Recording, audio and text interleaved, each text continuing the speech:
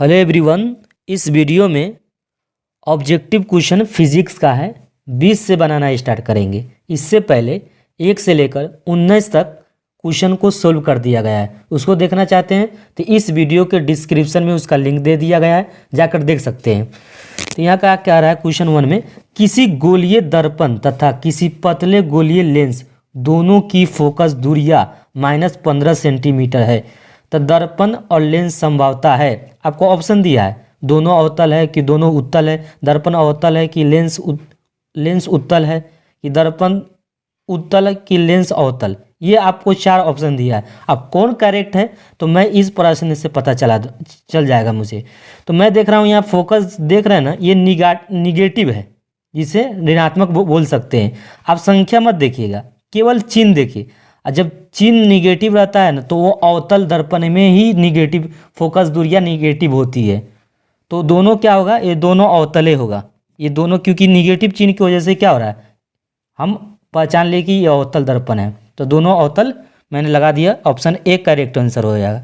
आगे next question देखिए, प्रकाश के अपवर्तन के कितने नियम हैं। तो प्रकाश के अपवर्तन के 2 नियम हैं। ये तो आप लोगों को बहुत फेमस याद होना चाहिए।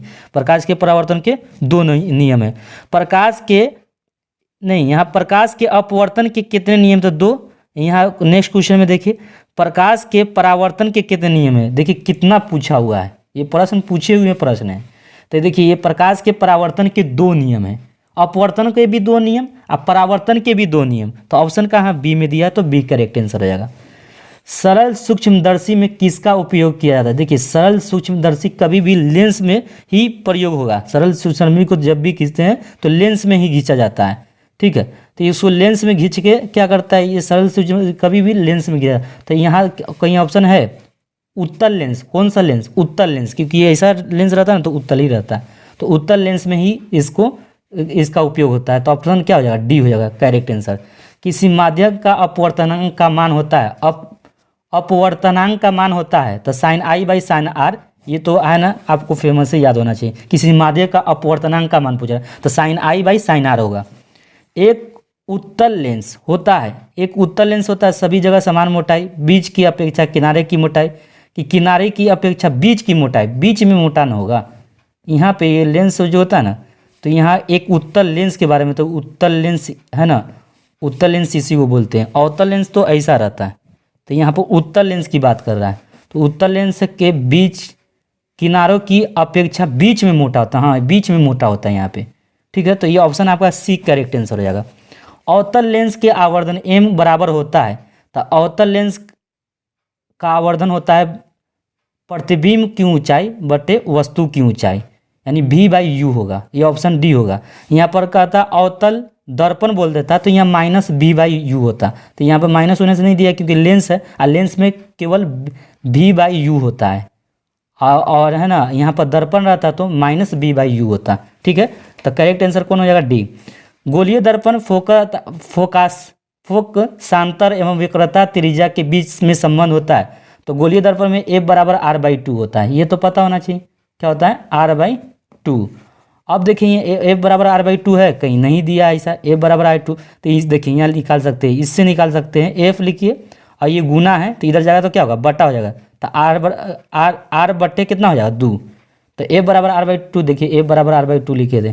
तो ये कौन ऑप्शन करेक्ट होगा, ए ऑप्शन करेक्ट हो जाएगा, ठीक है। निर्गत किरण अभिलंब के बीच का कोण कहते हैं। तो निर्गत किरण अभिलंब के बीच का जो कोण होता है निर्गत कोण होता है वो। 1 मीटर फोकस दूरी वाला उत्तल लेंस की क्षमता, 1 मीटर। देखिए क्षमता पूछता है, क्षमता को P बोलते हैं, पावर जिसे बोलते हैं। अब पावर बराबर क्या होता है, 1/f होता है। अब 1 लिख दीजिए, 1 लिख दीजिए। f का वैल्यू आपको दिया, एक फोकस दूरी दिया, यहाँ देख रहे हैं फोकस दूरी को f बोलते हैं। तो f का मान क्या दिया, 1 मीटर। तो आप 1 मीटर लिखेंगे, ठीक है।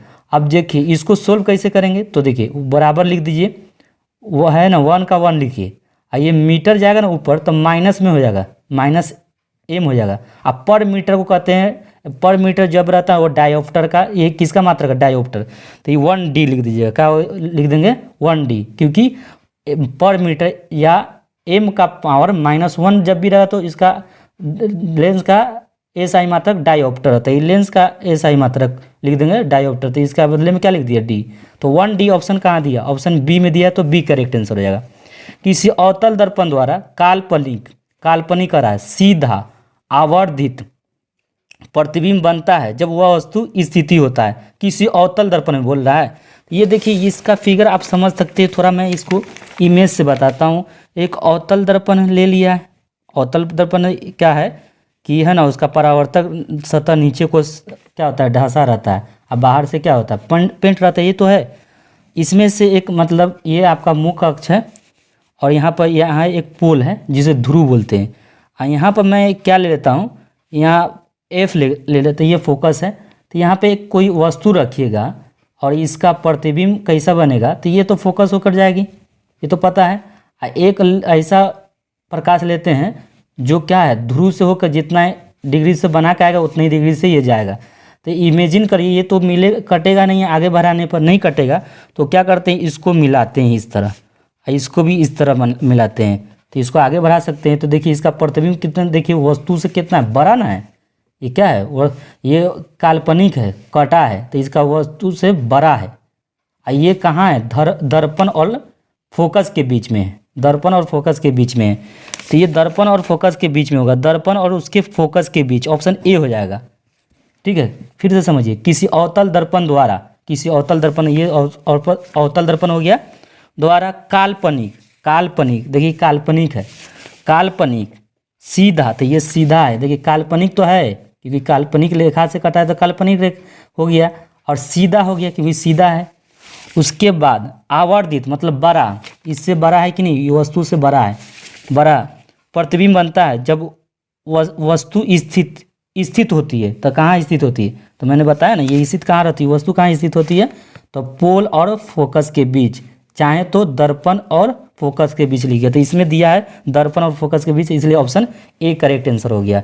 किसी दर्पण द्वारा प्रतिबिंब सीधा एवं छोटा होता है, किसी दर्पण द्वारा प्रतिबिंब सीधा एवं छोटा होता है, तो ये आपको उत्तल दर्पण में होता है। उत्तल दर्पण में क्या होता है, वस्तु है ना, प्रतिबिंब सीधा होता है लेकिन छोटा होता है, तो ये उत्तल दर्पण में होता है, ये करेक्ट आंसर हो जाएगा।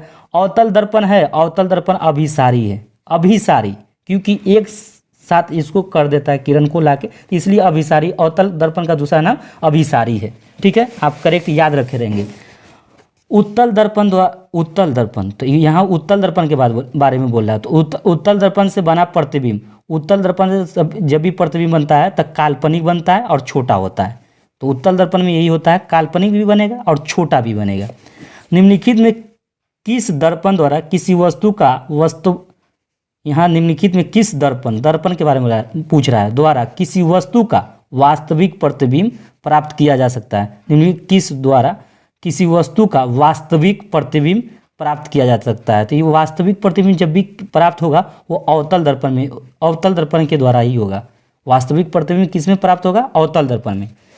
आगे नेक्स्ट क्वेश्चन में देखें, निम्नलिखित में किसका बड़ा और वास्तविक प्रतिबिंब बनता है, तो बड़ा और वास्तविक प्रतिबिंब बनता है अवतल दर्पण में और बड़ा भी बनता है अवतल दर्पण में। तो ऑप्शन आपका कौन हो जाएगा, सी ऑप्शन करेक्ट हो जाएगा। समतल द्वारा बना प्रतिबिंब हमेशा, समतल द्वारा आप जानते हैं आईना समतल दर्पण है, तो हमेशा हमें प्रतिबिंब कैसा बनता है, काल्पनिक होता है। ऑप्शन क्या हो जाएगा, बी। किसी वस्तु का आवर्धित मतलब आप समझ रहे हैं ना, बड़ा, तो किसी वस्तु का आवर्धित प्रतिबिंब बनता है, तो बड़ा प्रतिबिंब जब भी बनेगा तो अवतल दर्पण में, क्योंकि आप कभी भी जाते हैं आप हजामती कराने जाते हैं, बाल कटवाने जाते हैं, तो उसमें अवतल दर्पण लगा होता है। तो यहाँ आवर्धित प्रतिबिंब किससे बनता है, अवतल, क्योंकि वहाँ बड़ा आपको साइज दिखाता है, ठीक है, जिससे आपको देखने में कोई दिक्कत नहीं होता है। काल्पनिक प्रतिबिंब हमेशा, देखिए काल्पनिक प्रतिबिंब हमेशा क्या होता है ये पूछ रहा है, तो काल्पनिक प्रतिबिंब हमेशा क्या होता है, सीधा। काल्पनिक कभी भी सीधा होगा, तो ऑप्शन क्या हो जाएगा, ए। तो याद रखिएगा काल्पनिक प्रतिबिंब हमेशा सीधा होता है। किस दर्पण में हमेशा आभासी और छोटा प्रतिबिंब बनता है, आभासी मतलब क्या होता है, आभासी मतलब काल्पनिक ही बोलते हैं, तो काल्पनिक और छोटा किस दर्पण में बनता है, तो ये उत्तल दर्पण में बनेगा। तो आभासी इसमें छोटा बनता है और आभासी भी रहता है। आभासी का दूसरा नाम काल्पनिक, ये दोनों याद रखिएगा। आभासी का दूसरा नाम क्या है, काल्पनिक। तो इसलिए यहाँ कह रहा कि है ना, किस दर्पण में हमेशा आभासी छोटा प्रतिबिंब बनता है, तो उत्तल दर्पण में। निम्न में से किस दर्पण की फोकस दूरी धनात्मक होती है? तो फोकस दूरी अवतल दर्पण में तो भाई ऋणात्मक होती है। अभी मैंने पहले ही क्वेश्चन बताया था, 18 वाला 20 वाला बताया था। तो निम्न में से किस दर्पण की फोकस दूरी धनात्मक होता है? उत्तल दर्पण की। उत्तल दर्पण की पूरी टोटल दूरियाँ, फोकस दूरी जिस उसमें क्या होता है, पॉजिटिव होता है, जिसे धनात्मक भी बोल सकते हैं। तो ये बी ऑप्शन हो जाएगा। गोलीय दर्पण के ध्रुव और फोकस के बीच की दूरी को क्या कहते हैं? देखिए ध्रुव और है ना, क्या कौन सा दर्पण कर रहा है?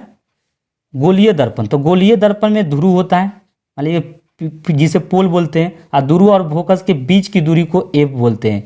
क्या बोलते हैं? एफ, जिसका नाम फोकसांतर कहते हैं। ऑप्शन बी हो जाएगा। वक्रता त्रिज्या आर और फोकस दूरी एफ बराबर में संबंध होता है, एफ बराबर r/2। ऑप्शन ए हो जाएगा करेक्ट आंसर। हजामत बनाने के लिए प्रयोग किया जाता है, है ना, हजामत बनाने के लिए प्रयोग किया जाता है। अभी बताया कि अवतल दर्पण में हजामत जब भी बनाया जाता है, किस में बनाया जाता है? अवतल। सोलर कुकर में प्रयोग किया जाता है। तो सोलर कुकर में जब प्रयोग होता है तो वो कभी भी अवतल दर्पण में ही होगा। सोलर कुकर जब भी होगा तो अवतल दर्पण में होगा। सर्च लाइट ये भी अवतल में ही होगा, कि परावर्तक सतह पूछ रहा है, तो ये जब भी बोलेगा तो अवतल दर्पण में। सर्च लाइट, ठीक है, सोलर कुकर, हजामत, ये सब अवतल में होता है। तो ये अवतल जहाँ देख रहे हैं वहाँ टिक लगा रहे हैं। तो बड़ा इजी है, बस समझना है। रोगियों के नाक, कान, गले आदि की जांच के लिए डॉक्टर का, देखिए डॉक्टर भी अवतल दर्पण का क्या करते हैं इस्तेमाल। क्यों यूज करते हो? क्योंकि वो में बड़ा दिखे। तो ये भी ऑप्शन अब क्या होगा? अवतल दर्पण। ये सब अवतल दर्पण में ही होता है। पानी में डूबे एक उत्तल लेंस की फोकस दूरी हवा में इसकी फोकस दूरी की अपेक्षा कम होती है। तो इतना हम, आई होप आप समझ में आ गया होगा। नेक्स्ट भी वीडियो आएगा।